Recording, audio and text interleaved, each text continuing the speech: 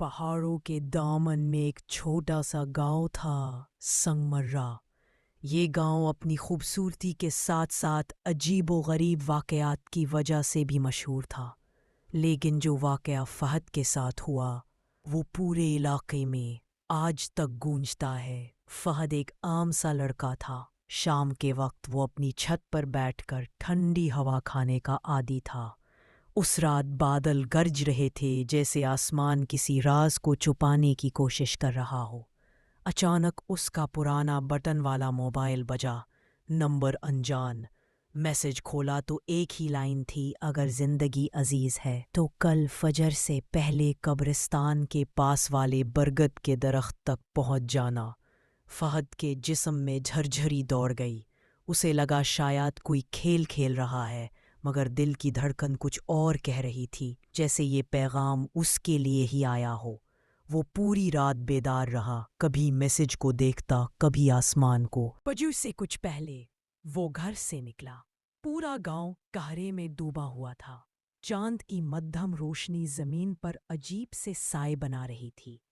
جب وہ برگد کے درخت پر پہنچا تو وہاں کوئی نہ تھا، لیکن پیروں کے نشان مٹی میں تازہ تھے، جیسے کوئی ابھی ابھی یہاں سے گیا ہو۔ اچانک پیچھے سے آواز آئی، دیر ہو گئی۔ فہد نے چونک کر دیکھا۔ ایک بوڑھا شخص، سفید داڑھی، کمزور سا جسم، لیکن آنکھیں عجیب حد تک گہری۔ فہد نے پوچھا، آپ کون ہیں اور مجھے یہاں کیوں بلایا؟ بوڑھا بولا، میں وہ ہوں جو تمہارے ماضی کا حصہ ہے اور مستقبل کا دروازہ بھی۔ پھر اس نے فہد کو ایک لکڑی کی ڈبیا دی۔ اسے سورج نکلنے کے بعد کبھی نہ کھولنا، ورنہ انجام خطرناک ہوگا۔ اتنا کہہ کر وہ آہستہ آہستہ دھند میں غائب ہو گیا۔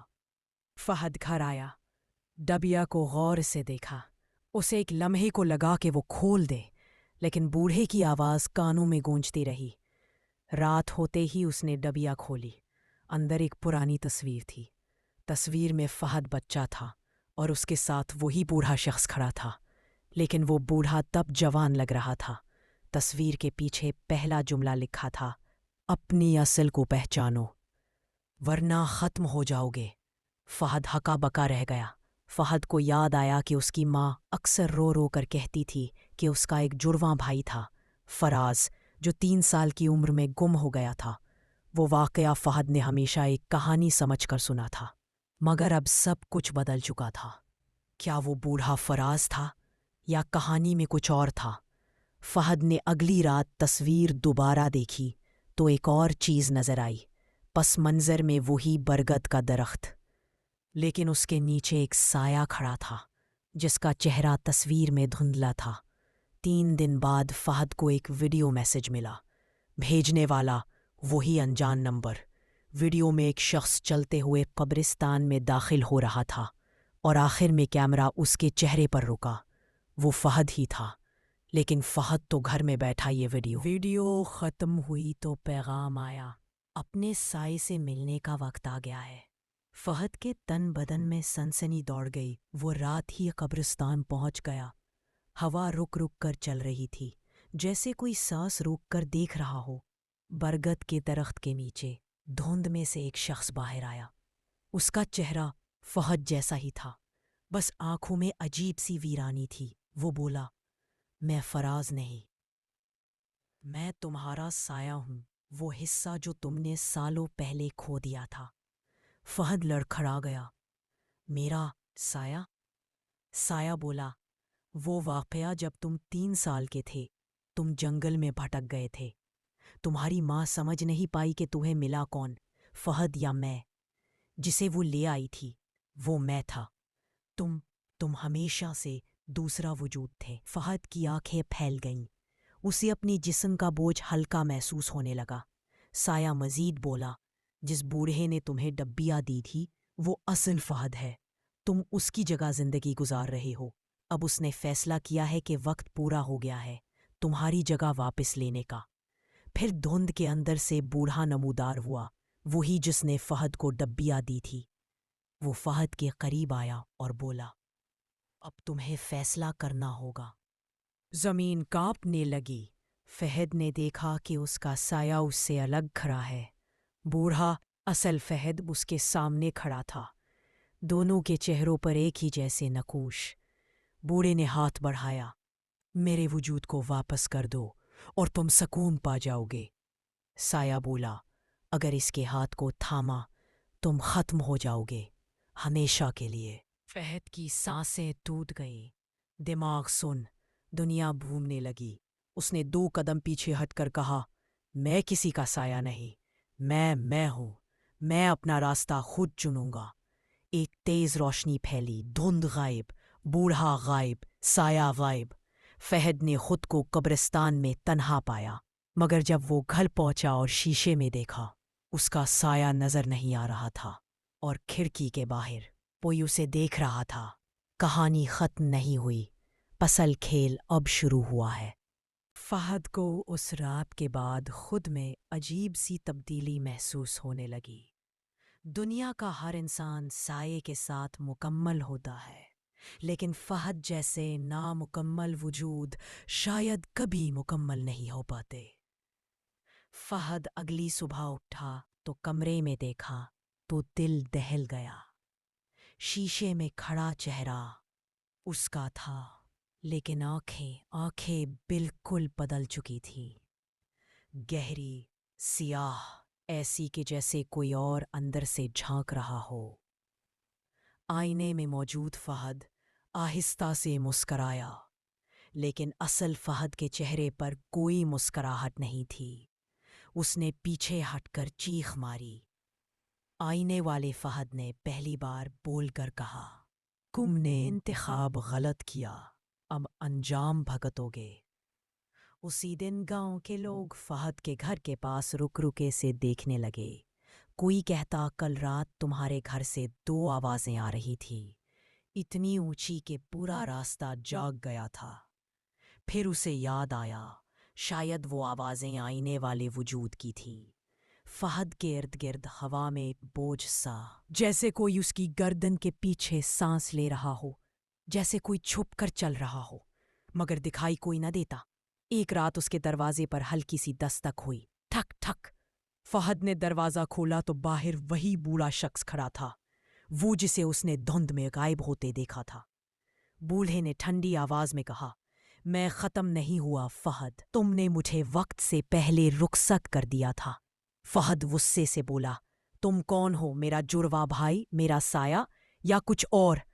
بوڑھے نے تھکی ہوئی مگر خوفناک ہنسی ہنس کر کہا، میں وہ ہوں جو کبھی تم تھا، اور تم وہ ہو جو میری جگہ آیا ہے۔ اب توازن کو درست کرنا ضروری ہے۔ بوڑھا آہستہ سے فہد کے پاس آیا اور اس کی گردن کو چھوا۔ ایک لمحے میں فہد کی آنکھوں کے سامنے بچپن کے مناظر، گمشدہ بھائی، جنگل، چمکتی آنکھیں اور وہ سایہ، سب گھومنے لگا۔ گھر کی لائٹ جھپکی، ہوا رک گئی، کمرہ سرد اور خالی۔ پھر اچانک فرش پر ایک سیاہ سا دھبا ابھرا، آہستہ آہستہ لمبا ہوتا گیا، پھیلتا گیا، جب تک اس کی شکل بالکل فہد کی سی نہ ہو گئی۔ سایہ واپس آ گیا تھا، لیکن اب وہ صرف سایہ نہیں تھا، وہ وجود بن چکا تھا۔ اس نے بول کر کہا، اب میں صرف سایہ نہیں، میں تمہارا متبادل ہوں۔ سایہ اور فہد آمنے سامنے کھڑے تھے۔ بوڑھا ان دونوں کو دیکھ رہا تھا جیسے یہ سب اس کے قابو میں ہو۔ بوڑھا بولا، ایک جسم، 2 وجود، یہ فطرت کے خلاف ہے، اب صرف ایک رہ سکتا ہے۔ سایہ آگے بڑھا اور بولا، تمہیں دنیا سے کاٹ کر اپنا وجود مکمل کرنا ہے، تمہیں مٹنا ہوگا فہد۔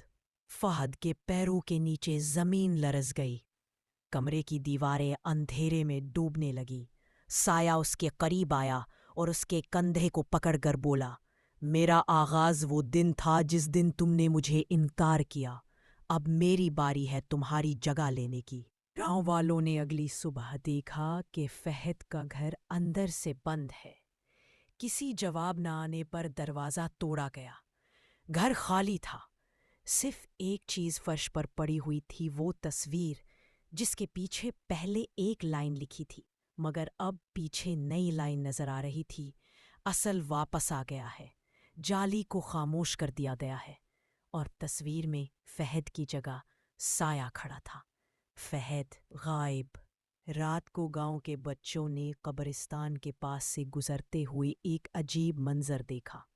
برگد کے درخت کے نیچے ایک شخص بیٹھا ہوا تھا، جیسے کوئی اپنے ماضی کا ماتم کر رہا ہو۔ اندھیرے میں بس اتنا نظر آیا کہ اس کے پیچھے سایہ بالکل سیدھا کھڑا تھا، جیسے وہ اس کا نہیں، کوئی اور ہی موجود ہو۔ بچے بھاگ کر گھر چلے گئے، لیکن آخری بار جب انہوں نے پیچھے مڑ کر دیکھا، وہ شخص اور اس کا سایہ دونوں غائب تھے۔ سایہ جو اصل نکلا۔ فہد کے غائب ہونے کے بعد پورا گاؤں خوف میں ڈوب گیا۔ لوگ رات کو باہر نکلنا چھوڑ چکے تھے۔ برگد کے درخت کے پاس سے تو کوئی دن میں بھی نہیں گزرتا تھا، لیکن اصل حقیقت ابھی سامنے نہیں آئی تھی۔ فہد کے غائب ہونے کے 5 دن بعد اس کا قریبی دوست جاوید اس کے گھر گیا۔ گھر ویران تھا، مگر جاوید کو کمرے میں کچھ عجیب محسوس ہوا، جیسے ہوا رکی رکھی ہو، جیسے دیواریں سانس لے رہی ہوں۔ وہ آہستہ چلتے چلتے اس کمرے تک پہنچا جہاں پہلی بار فہد نے ڈبیا کھولی تھی۔ اس نے کمرے کے کونے میں رکھا ایک پرانا صندوقچہ دیکھا۔ جب اسے کھولا، اندر ایک خفیہ دروازہ تھا، نیچے ایک گہرا کمرہ جیسے برسوں سے بند ہو۔ جاوید نے ہمت کی اور نیچے اترا۔ کمرے میں صرف ایک چیز تھی، ایک کرسی۔ کرسی سے بندھا ہوا فہد زندہ تھا، مگر کمزور، خوفزدہ اور جیسے اندر سے خالی۔ جاوید چیخا، فہد، یہ کس نے کیا ہے؟ فہد نے آہستہ سے آنکھیں کھولی اور سرگوشی کی، میں اصل فہد نہیں، حقیقی فہد باہر ہے، وہ میری جگہ لے چکا ہے۔ جاوید چونک گیا، یہ کیا کہہ رہے ہو؟ تم فہد ہی ہو؟ فہد نے کمزور ہنسی ہنس کر کہا، سایہ، وہ سایہ اصلی تھا، میں اس کی جگہ دنیا میں آ گیا تھا جب ہم بچے تھے۔ جنگل میں ایک رات ہم دونوں بھٹک گئے، سایہ آزاد ہو، جاوید کے پیروں تلے زمین نکل گئی۔ فہد نے سانس کھینچ کر کہا، جس کو تم سب فہد سمجھتے تھے وہ دراصل سایہ تھا، اور اب وہ جسم بھی لے چکا ہے، شناخت بھی، اور وہ تم سب کے بیچ جی رہا ہے۔ جاوید کے ہاتھ کانپنے لگے۔ اسی وقت اوپر گھر کے دروازے کی آہٹ ہوئی۔ کوئی اندر آیا، بہت آہستہ، نپی تلی چال۔ جاوید نے نیچے سے قدموں کی آواز محسوس کی، پھر ایک مانوس سی آواز آئی، جاوید، تم یہاں کیا کر رہے ہو؟ جاوید کا خون جم گیا۔ یہ فہد کی آواز تھی، مگر اس آواز میں سردی تھی، ہولناک، بے روح سردی۔ سایہ جو اب انسان بن گیا تھا، زیر زمین کمرے کے دروازے پر کھڑا تھا۔ اس نے دونوں کو دیکھا، مسکرایا، پھر دھیمی آواز میں بولا، یہ جگہ غلط وجودوں کی قبر ہے، اور تم یہاں نہیں ہونا چاہیے تھے جاوید۔ جاوید نے کانپتے ہوئے فہد اصل والے کو کھولا اور دونوں اوپر بھاگے، سایہ پیچھے پیچھے، جیسے کوئی بچ نہیں سکتا۔ گھر میں اندھیرا بڑھنے لگا، کھڑکیاں بند، دروازہ خود بخود بند ہوا۔ سایہ بولا، اب فیصلہ وقت کے ہاتھ میں نہیں، میرے ہاتھ میں ہے۔ اس کے سامنے اپنی کمزوریاں قبول کر لو۔ سایہ ہمیشہ تب ہی طاقتور ہوتا ہے جب ہم اس سے بھاگتے ہیں۔ وہ ہونا تھا، وہ اسی دن ہو جانا چاہیے تھا۔ سایہ رک گیا۔ اچانک روشنی پھوٹی، تیز، چمکدار، آنکھیں پھاڑ دینے والی۔ اندھیرا چیر گیا۔ جب سب کچھ ختم ہوا، جگہ خاموش تھی۔ جاوید نے آنکھیں کھولی، فرقہ، سکہ، جاوید رو پڑا۔ گاؤں میں افواہ پھیل گئی کہ فہد واپس آ گیا ہے، لیکن جاوید کے دل میں ہمیشہ ایک سوال زندہ رہا، جو سانس لے رہا تھا، کیا وہ اصل فہد تھا یا سایہ آخر کار مکمل ہو چکا تھا؟ جاوید نے کبھی یہ سوال کسی سے نہ پوچھا، اور فہد جس نے بھی ہو وہ سب کے بیچ پھر سے زندہ زندگی گزارنے لگا۔ مگر رات کو جب وہ سوتا اس کا سایہ کبھی کبھی دیوار پر الٹ چلتا نظر آتا تھا۔